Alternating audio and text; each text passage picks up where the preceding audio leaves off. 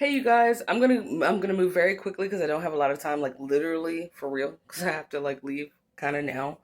But I was talking to a friend and something was going on possibly with her that just our conversation made me think about this one thing, and I thought I'd share it with you because I share everything with you guys.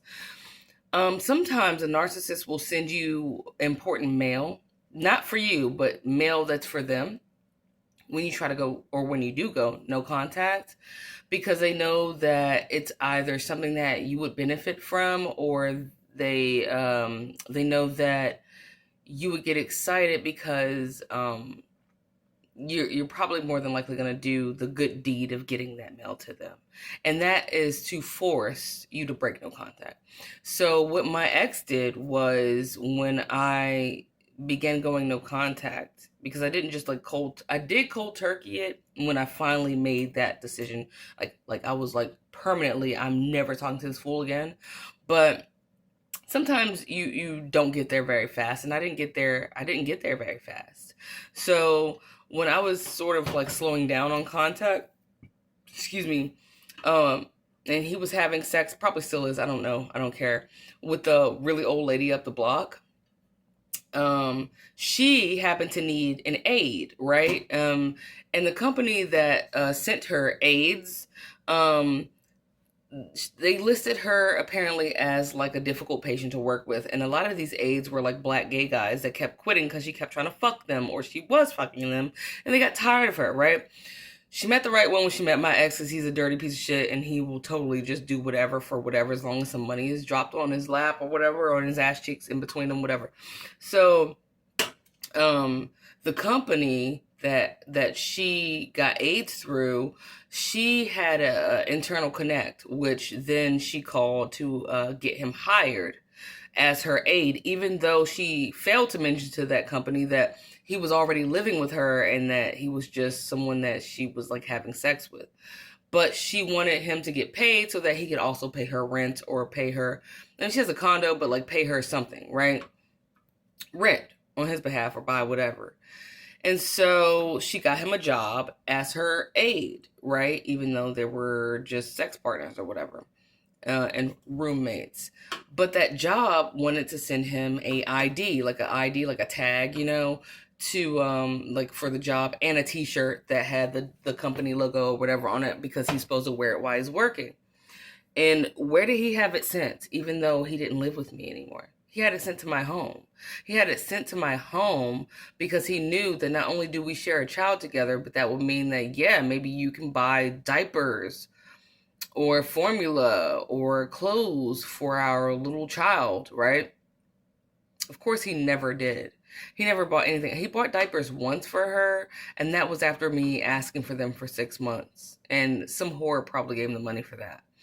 But the reason why he had that information sent to my mailbox is because he knew that I would then have to, he knew that I was the type of person that would reach out to him and be like, hey, you need this. Don't you need this for work? Why don't you come and pick that up? Right?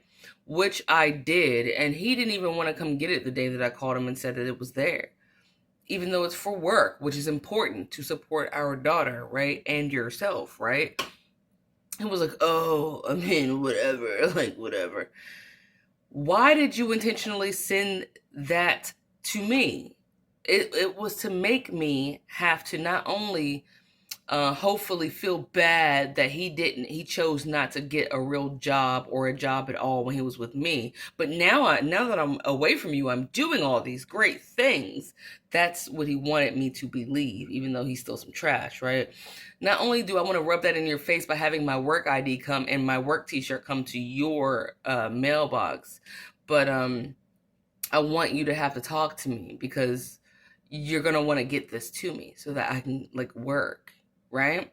So at the end of the day, obviously he doesn't have that job. Obviously they got busted. Obviously, like, he just sent that not because it was important to him, but because he thought it would be important to me, and he knew that I was a good enough and kind enough person that I would contact him to let him know that it was there, which at the time worked. So since at the time it worked for me, let me just extend this olive branch to you guys and say, hey, I don't care if the ex narc sends you their dead grandmama's ashes by accident. Put them bitches on the curb and call somebody, put a note on it for the mailman, return to sender. Okay? Um, Always put return to sender. Don't keep it in your mailbox. Don't bring it inside of your home. Don't call them and let them know you found it, saw it, whatever. If there's a signature required for it, do not sign it. And tell them, hey, I don't know who that is. Send that back. Because that's just a sneaky way to force you to break no contact. And it's a sneaky way to force you to keep in contact. And it's a sneaky way to make you feel like trash because they're accomplishing things or something important's happening in their life, like their cancer papers. I have cancer papers came to your house, so you're supposed to feel like trash and contact them and be like, oh my gosh, maybe if I was there. I don't care if it's that. I know that sounds really insensitive. I'm sorry, but it's just gonna have to be. I don't care what the information is that comes into your mailbox. If it has anything to do with that narcissist, just simply return it to sender. Don't explain yourself to anyone and never allow that again. And make sure you make an extra effort to the post office to be like, hey, if anything comes from this name, they don't live here. Okay? All right. Love you guys. And I hope that was a helpful tip. And kudos to my friend because she unknowingly sparked a core memory of mine, because you know how that happens.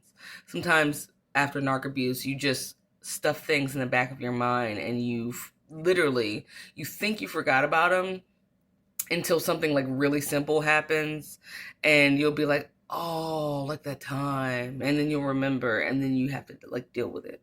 So anyway, I love y'all. Okay, bye.